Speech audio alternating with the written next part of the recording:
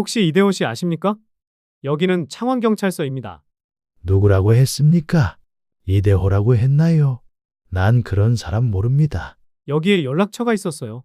이 이야기는 실화를 바탕으로 지명과 이름을 바꾸어서 각색한 것입니다. 저는 이 가족을 꽤 오랫동안 알고 지냈어요. 아들 둘 그리고 딸 하나라는 이야기를 들었지만 제가 알고 있는 형제는 첫째와 둘째뿐입니다. 큰형님은 동네 입구에서 작은 도배집을 운영하셨어요. 그분은 말수가 적으셨지만 손님들에게는 늘 정직하셨습니다. 과하게 권하지도 속이지도 않는 분이셨습니다. 둘째 형님은 조용하고 실속 있는 분이셨어요. 감정을 드러내지 않는 편이 있었습니다. 어느 늦가을 오후였어요. 낙엽이 바람에 흩날리고 골목길은 을씨년스러웠죠. 큰형님 가게 전화기가 울렸습니다. 경찰서에서 걸려온 전화였습니다. 가족들 모두 26년 동안 번호가 바뀌었지만 가게 번호는 그대로였거든요. 혹시 이대호 씨 아십니까? 연락처에 이 번호가 등록되어 있어서요. 큰형님의 얼굴이 굳어졌습니다. 이대호라고 했습니까? 모릅니다라고 강하게 부정했지만 다시 한번 물었습니다. 분명 이대호입니까? 동생 대호는 돌아가신 아버지께서 진한 눈화장과 입술에는 빨간 립스틱으로 화장을 한 젊은 여자 품에 안겨 집으로 왔습니다. 딱 봐도 술집에서 일하던 분임을 어린 형제들 눈에도 알 수 있었습니다. 형제들에게는 엄마가 없었습니다. 소장사하는 김 씨와 바람이 나서 집을 나갔으니까요. 형제들은 그 여자가 마루에 걸터 앉아 담배를 피우는 것도 싫었고 거친 말도 싫었습니다. 하지만 아이가 아장아장 걸어다니는 모습은 귀여웠습니다. 막내가 국민학교 6학년 때 새어머니는 아버지의 폭력과 도박 그리고 외도로 자주 싸웠습니다. 새엄마는 시간이 지나면서 차츰 형제들의 엄마가 되어갔습니다. 담배를 피우는 모습을 더 자주 볼 수 있었고 밤에 우는 소리도 더욱 커져갔습니다. 어느 날 새엄마는 큰 가마솥에 술빵을 찌기 시작했습니다. 금방 터질 듯이 부풀어 올라온 술빵 위에는 형제들이 좋아하는 큼직한 양대콩도 듬뿍 있었습니다. 대나무 바구니에 술빵을 잘라 담으면서 애들아 많이 먹어. 둘째도 많이 먹고. 대호야, 형들 말 잘 들어야 해. 알았지? 대기라, 엄마가 돈이 없어 중학교도 못 보내고 정말 미안하다. 형제는 그렇게 술빵을 맛있게 먹었습니다. 그 다음날 아침에 일어나 보니까 새엄마는 없었습니다. 큰 형은 그때부터 가장이 되었습니다. 힘들었지만 둘째를 중학교 졸업을 시켰습니다. 옛날 생각에 잠겨 있을 때 동생분이 술에 취해 국밥집에서 난동을 부렸습니다. 5명이 크게 다쳤고요. 현재 구속 상태입니다. 막내가 살아있다는 사실보다 사고를 쳤다는 사실이 먼저 귀에 들어왔습니다.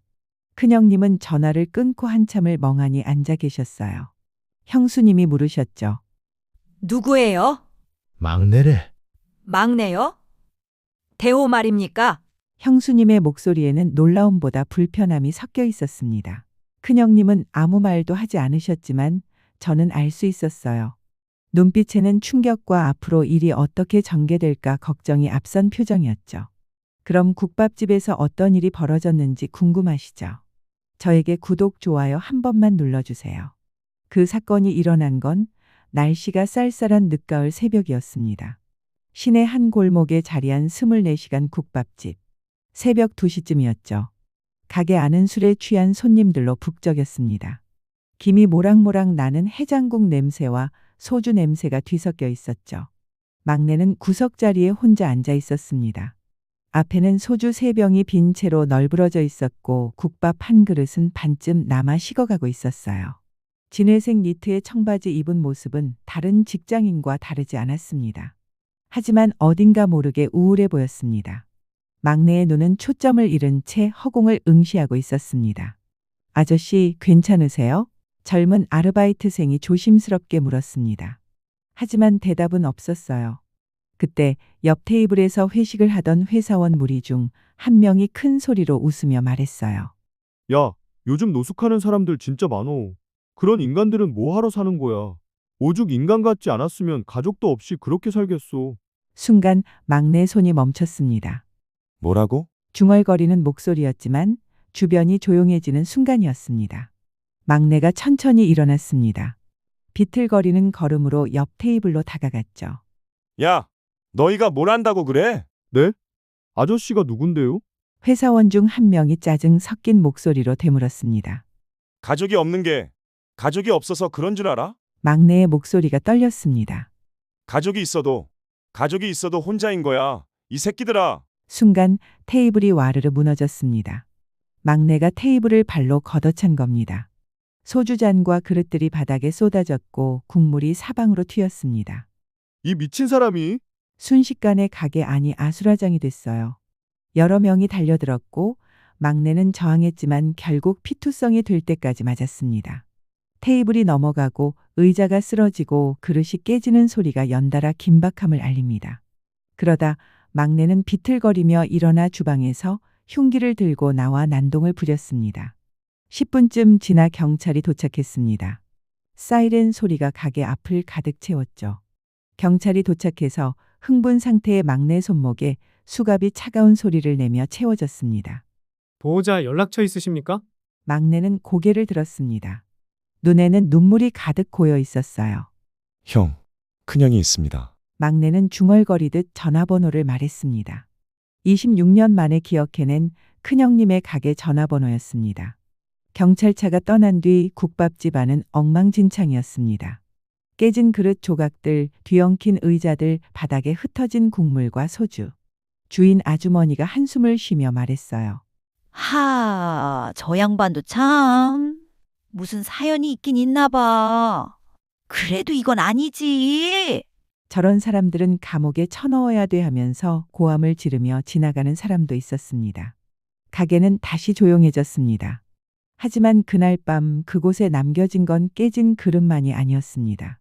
한 사람의 무너진 인생 그리고 26년 동안 삼켜온 외로움의 흔적이었습니다. 형제는 경찰서 구치소로 달려갔습니다. 26년 만에 형제는 마주했습니다. 1999년 1월에 한일은행이 지금의 우리은행으로 합병되었을 때 막내는 구조조정으로 퇴직을 했습니다. 그때 막내가 큰 형님에게 전화가 왔습니다. 너 앞으로 어떻게 살 거야? 형님, 친구가 캐나다에 있는데 머리 좀 식히고 와서 생각해 보려고요. 너 혹시 퇴직금 가지고 허튼 짓 하면 안 된다. 네 형수가 난리네.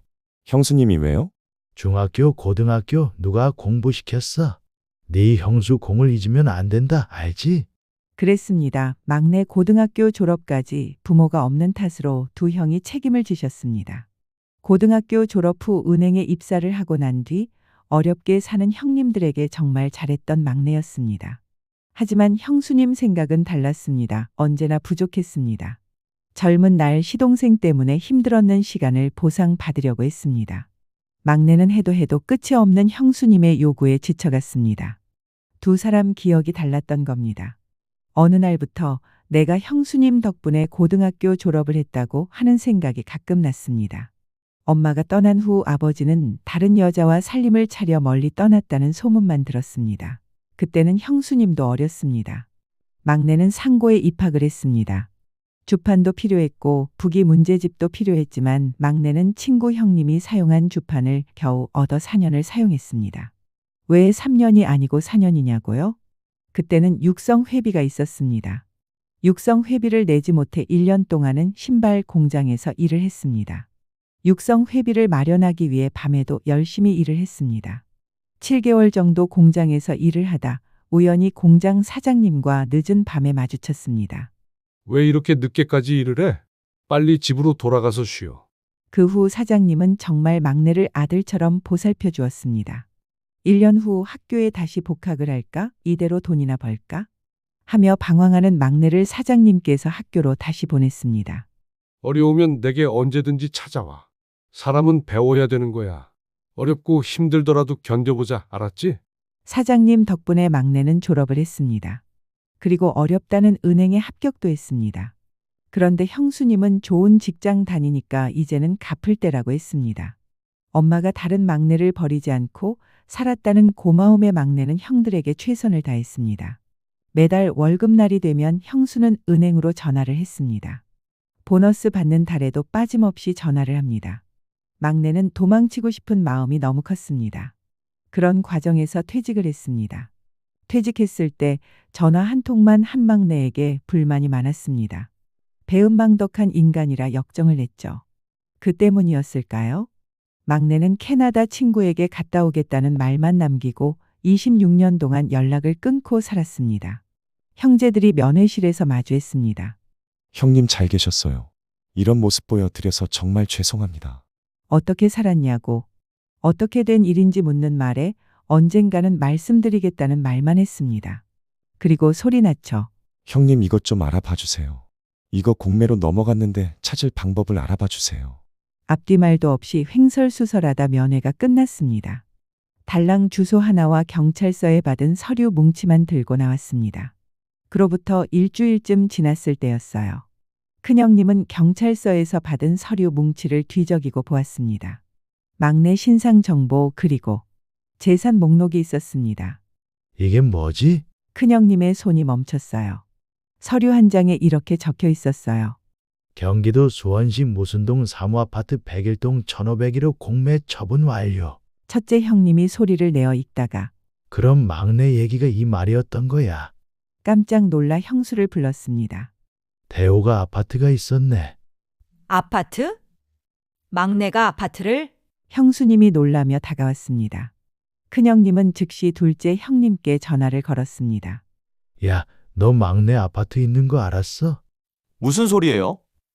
무슨 아파트? 경찰서에서 받은 서류에 나와 있어. 33평짜리. 전화 너머로 둘째 형님이 숨을 들이쉬는 소리가 들렸어요. 진짜입니까? 다음 날 아침 형제분들은 수원에 있는 관할 관청을 찾아가셨습니다. 민원 창구에서 직원이 컴퓨터를 두드리더니 말했어요. 이 물건은 작년 11월에 공매 처분됐네요. 얼마예요? 얼마에 팔렸어요? 큰형님의 목소리가 떨렸어요. 직원이 화면을 자세히 들여다봤어요. 공과금과 체납된 세금, 각종 과태료를 공제하고 나서 최종적으로 3억 9,400만 원이 국고로 귀속됐습니다. 뭐라고요? 둘째 형님이 벌떡 일어났습니다. 3억 9,400만 원이요? 그게 어디로 간 거예요? 국고로 귀속됐다고 말씀드렸잖아요. 그럼 그 돈을 우리가 받을 수는 없어요? 직원이 고개를 저었습니다. 일단 소유자 본인이 6개월 내에 청구하지 않으면 자동으로 국고 귀속됩니다. 이미 그 기간도 지났고요. 본인이요?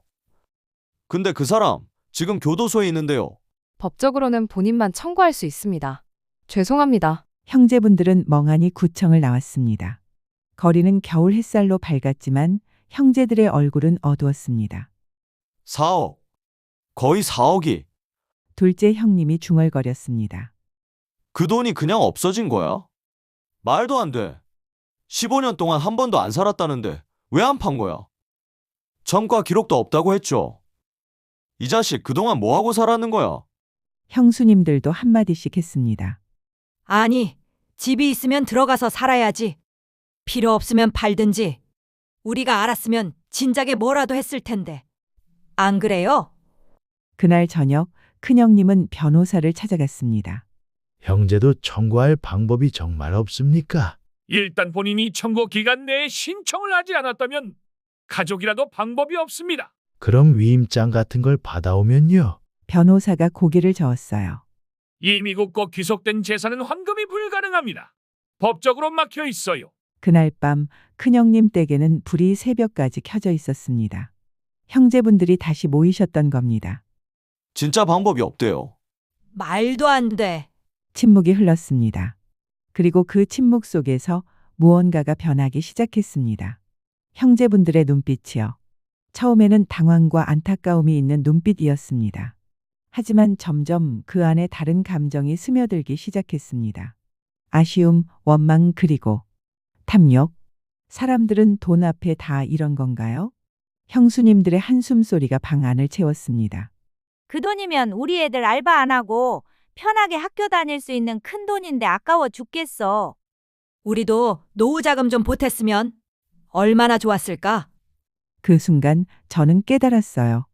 그분들이 안타까워하는 건 막내가 아니라 그 돈이라는 거려. 26년 동안 연락 한 번 없이 지내다가 4억이라는 숫자를 듣는 순간 그분들은 다시 형제가 되어갔습니다. 하지만 그건 사랑이 아니었습니다. 계산이었을 뿐이었습니다. 그 후로 일주일 동안 형제분들은 매일같이 만났습니다. 변호사 사무실, 법무사 사무실, 세무사. 갈 수 있는 곳은 다 갔습니다. 혹시 가족이 대신 청구할 방법이 없을까요? 국고 귀속 취소 같은 건 할 수 있나요?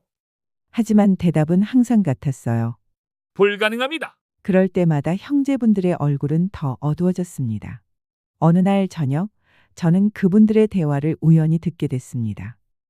그 자식이 미리 말이라도 했으면 4억이란 돈을 날리지 않았지. 미친 자식. 그런데 왜 이제 전화를 해? 맞아. 우리한테 연락이라도 했으면 우리가 무슨 방법을 찾았을 거 아니야. 15년 동안 집에 왜 안 살았을까? 혹시 범죄를 저지르고 집에 못 들어갔는 것 아니야? 왜 비워놓고 떠돌이로 살았을까?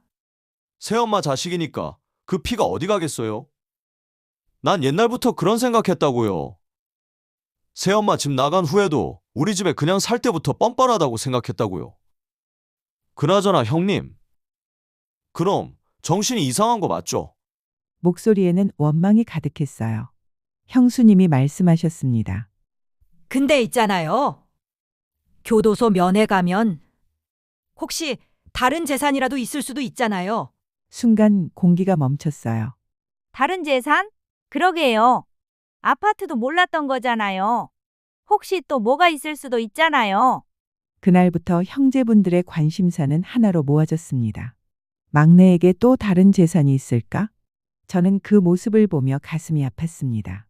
그분들이 궁금해하는 건 막내가 어떻게 지내는지가 아니라 그분에게 얼마가 더 있는지였으니까요. 막내는 결국 교도소에 수감되었습니다. 상해죄로 2년형을 선고받았죠. 재판 과정에서 가족 중 누구도 법정에 나타나지 않았습니다. 피해자와 마주치면 피해 보상을 요구할 수 있다고 판단했기 때문입니다. 그의 겨울은 유난히 추웠습니다. 12월 중순 큰형님 집에 교도소에서 전화가 왔습니다. 수용자 이대호의 보호자이신가요? 네, 그런데요. 요즘 날씨가 많이 춥습니다.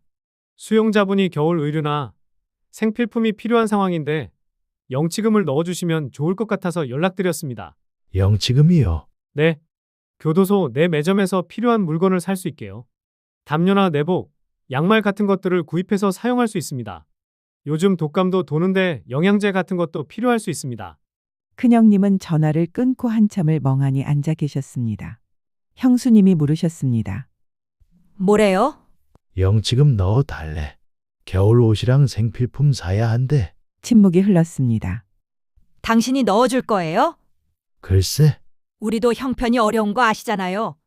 가게도 요즘 장사 안 되는데 죄 짓고 들어간 시동생 영치금까지 내야 돼요? 나는 싫습니다. 그런 돈도 없고요. 큰형님은 둘째 형님께 전화를 걸었습니다. 야, 교도소에서 전화 왔는데. 나도 받았어요. 영치금 넣어달라고. 둘째 형님이 한숨을 쉬었습니다.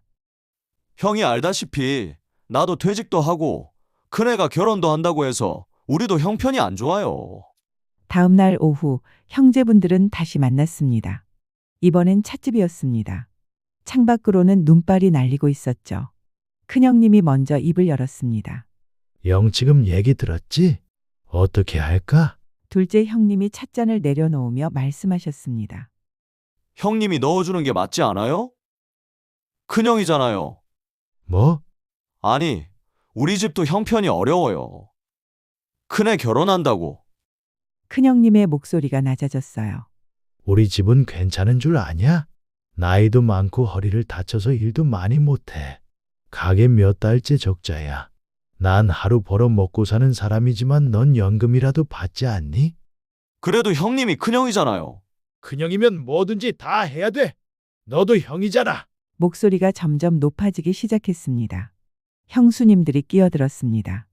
근데 솔직히 우리가 왜 영치금까지 넣어줘야 해요? 26년 동안 연락도 없던 사람인데. 맞아요. 그동안 우리가 뭘 받은 것도 없잖아요.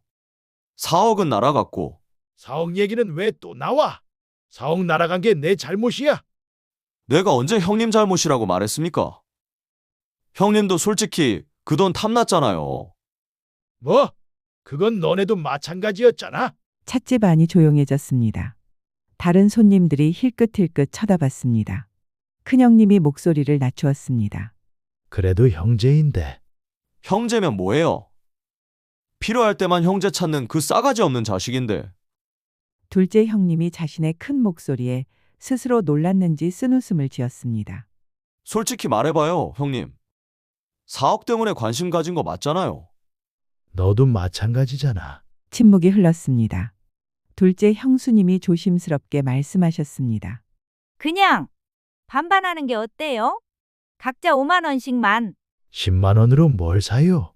겨울 내복이랑 담요 구입하고 옆에 사람들 먹는 것 계속 얻어 먹을 수는 없잖아요. 10만 원도 모자라요. 그럼 형님 댁에서 10만 원 넣어주세요. 우리는 5만 원 넣을게요. 왜 우리가요? 큰형이니까요. 목소리가 다시 커졌어요. 저는 그 모습을 창밖에서 지켜보았습니다. 창밖엔 눈은 점점 더 많이 내리고 있었습니다. 하얗게 쌓여가는 거리처럼 형제분들 사이의 거리도 점점 더 멀어지고 있었죠. 결국 그날 형제분들은 아무런 결론도 내리지 못했습니다. 나중에 다시 얘기하자. 그래요. 그분들은 서로 다른 방향으로 걸어갔습니다. 눈 속을 걸어가는 뒷모습이 참 씁쓸해 보였습니다. 그리고 그 겨울 막내에게는 영치금이 들어가지 않았습니다. 물론 면회도 가지 않았습니다. 교도소에서 동생은 얇은 담요로 추위를 견뎠을 겁니다. 차가운 시멘트 바닥에 웅크리고 앉아서 창밖의 눈을 바라보았겠죠. 형들은 추운데 잘 지내시려나? 언제쯤 면회 한번 오시려나. 그분은 아마 그렇게 중얼거리셨을 겁니다. 하지만 그분은 몰랐을 겁니다. 형들이 막내의 추위를 걱정한 게 아니라 누가 돈을 낼 것인지를 두고 싸웠다는 걸요. 그렇게 겨울은 지나갔습니다. 봄이 왔습니다. 봄이 가고 여름이 왔습니다.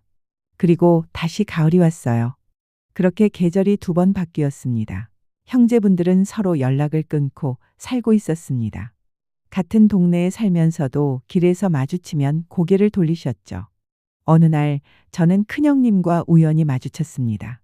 형님, 안녕하세요. 응, 그래. 잘 지내고 있냐? 그분의 얼굴은 많이 수척해져 있었습니다. 머리에는 흰머리가 더 늘었고 어깨는 더 굽어 있었습니다. 가게는 어떻게 되었어요? 항상 문이 닫혀 있던데? 문 닫았어. 더 이상 못 하겠더라고. 이웃들이 알까봐 조심했는데 우리 형제들 싸움에 온 동네 알만한 사람들은 우리 사정 다 알아. 이제 남사스러워 밖에도 잘 안 나가. 며칠 뒤 저는 둘째 형님도 우연히 만났습니다. 경로당 앞에서였죠. 형님, 요즘 어떻게 지내세요? 그냥 그렇지 뭐. 그분도 많이 늙으신 것 같았습니다. 큰형님은 만나셨어요? 아니? 왜요? 같은 동네인데. 둘째 형님이 쓴 웃음을 지으셨습니다. 만나서 뭐해? 할 말도 없는데.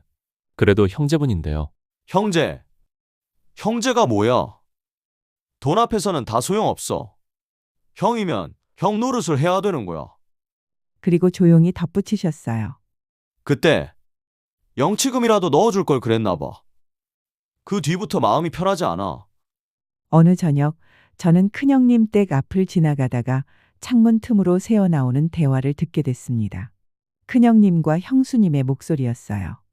당신 요즘 잠 못 자는 것 같던데? 그냥 좀 막내 생각나요? 침묵이 흘렀습니다. 모르겠어.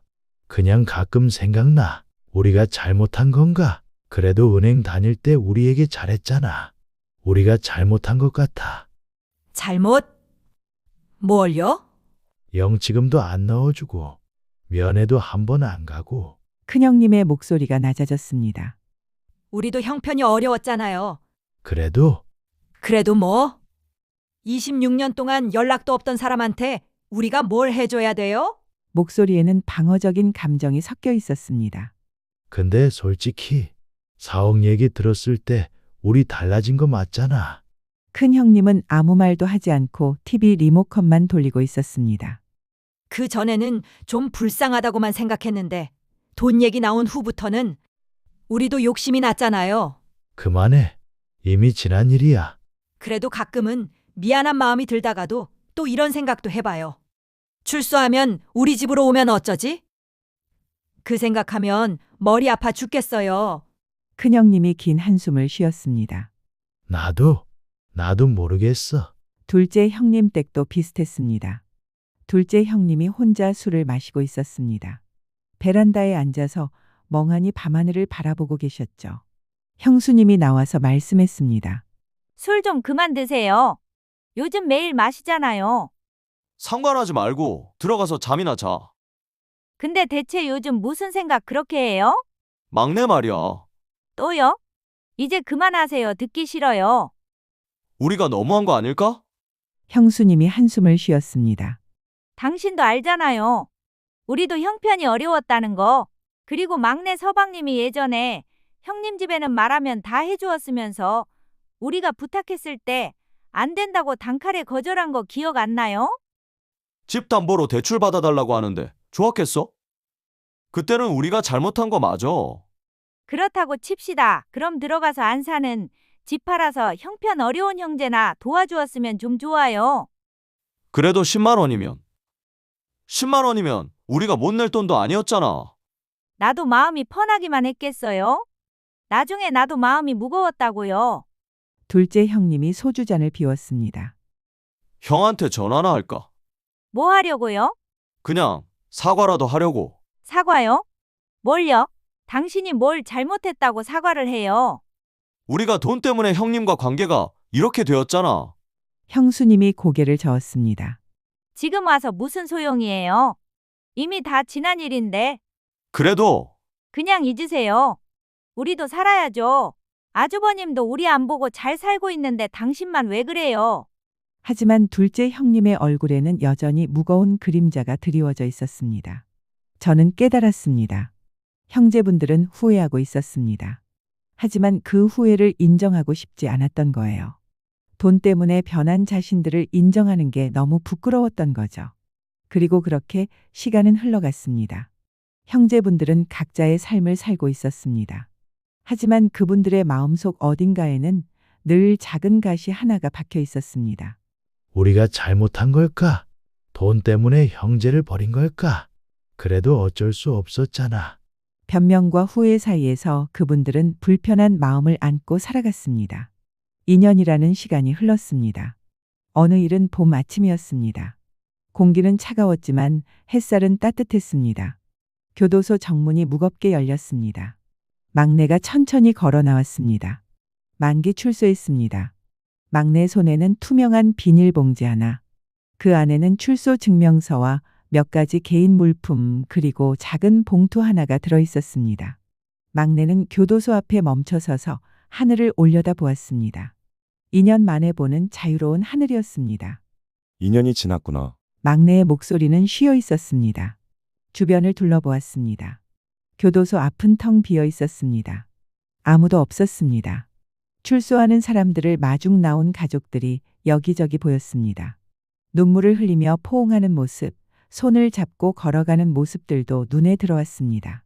하지만 막내 곁에는 아무도 없었습니다. 막내는 잠시 그 자리에 멈춰섭니다. 혹시나 하는 마음의 주변을 한 번 더 둘러보았죠. 큰형님이 오셨을까? 둘째 형님이라도 오셨을까? 하지만 역시 아무도 없었습니다. 막내는 작게 웃으면서 그래, 올 리가 없지 하며 비닐봉지 안에 작은 봉투를 꺼냈습니다. 그 안에는 수표가 들어 있었습니다. 87만 원. 2년 동안 교도소에서 일하며 모은 전부입니다. 막내는 수표를 주머니에 넣고 천천히 걸음을 옮겼습니다. 어디로 가야 할지 모르는 듯한 걸음이었습니다.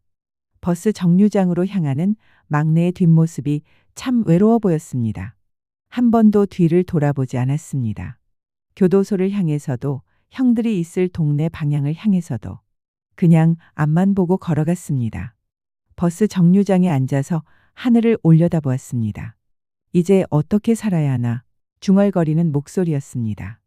버스가 왔습니다. 천천히 버스에 올라탔습니다. 요금을 내고 맨 뒷자리에 앉았죠.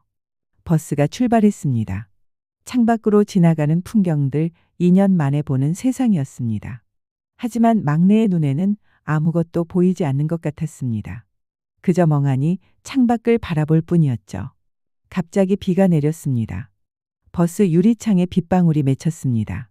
유리창에 어색하게 웃는 얼굴이 있었습니다. 엄마 얼굴입니다. 18년 전 엄마의 얼굴입니다.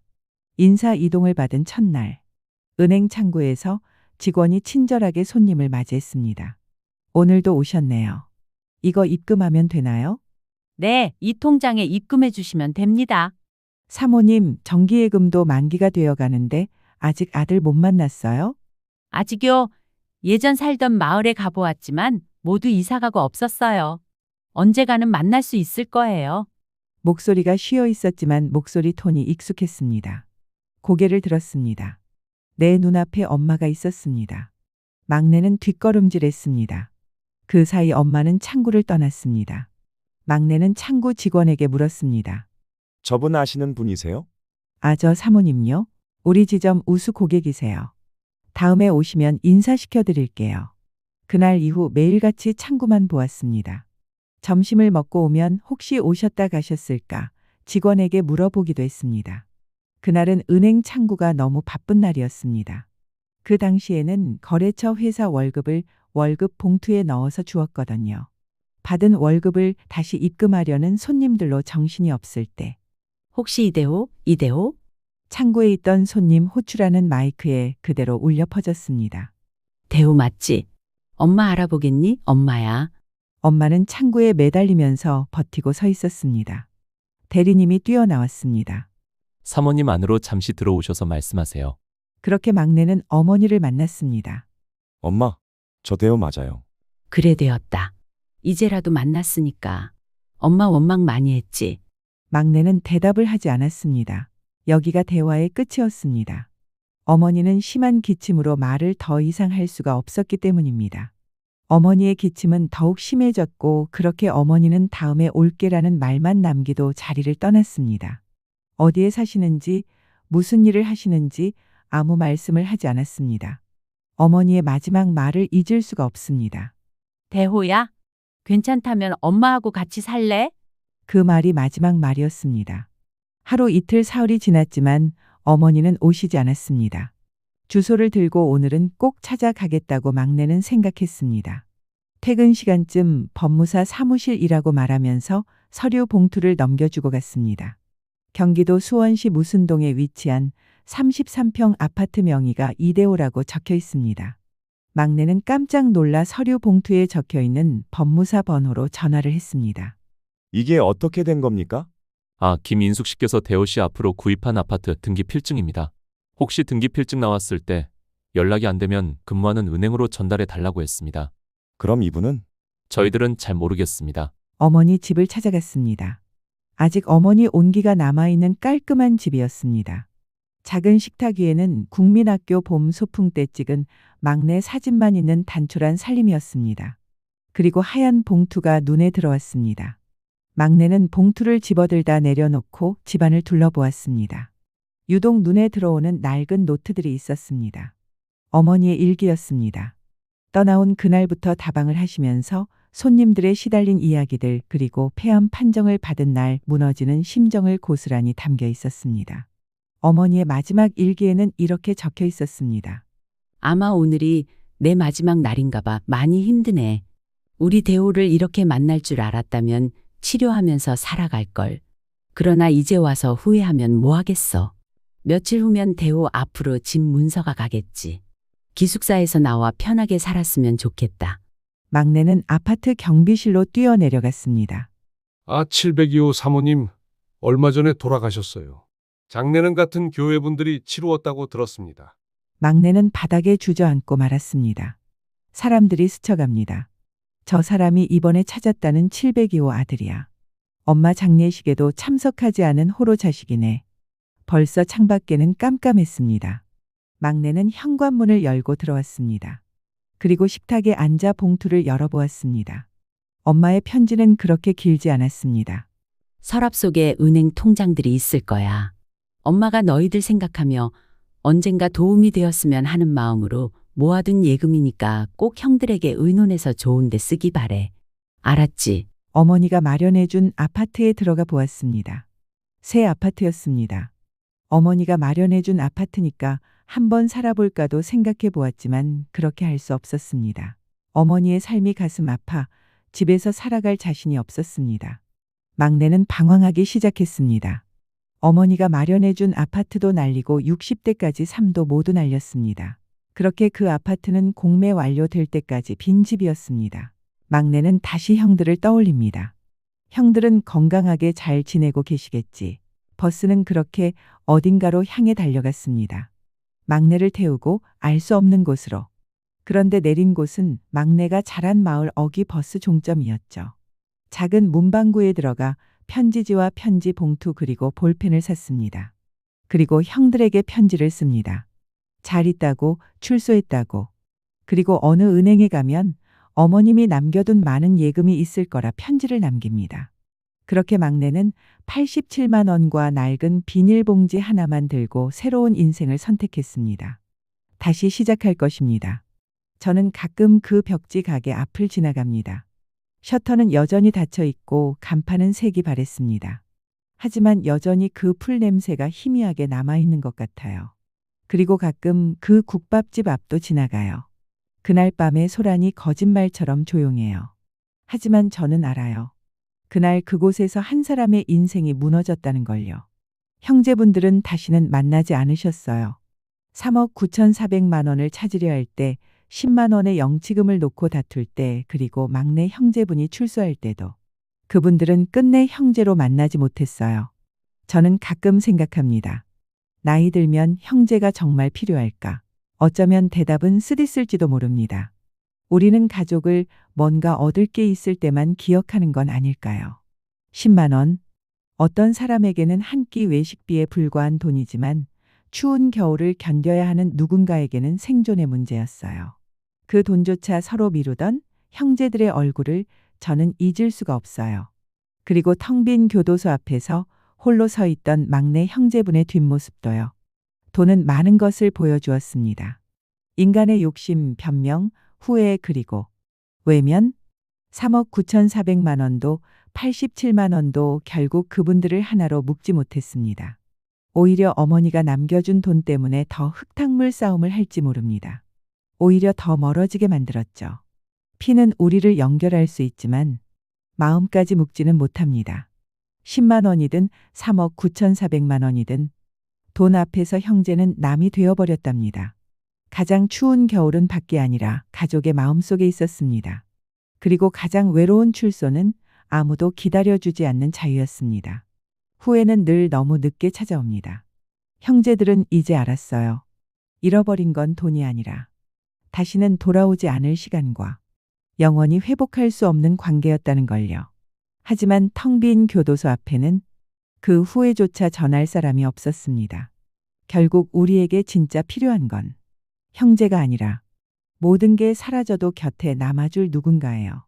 오늘은 돈 앞에서 남이 되어가는 형제들 이야기를 들려드렸습니다. 더 좋은 영상으로 다음에 찾아뵙겠습니다. 감사합니다.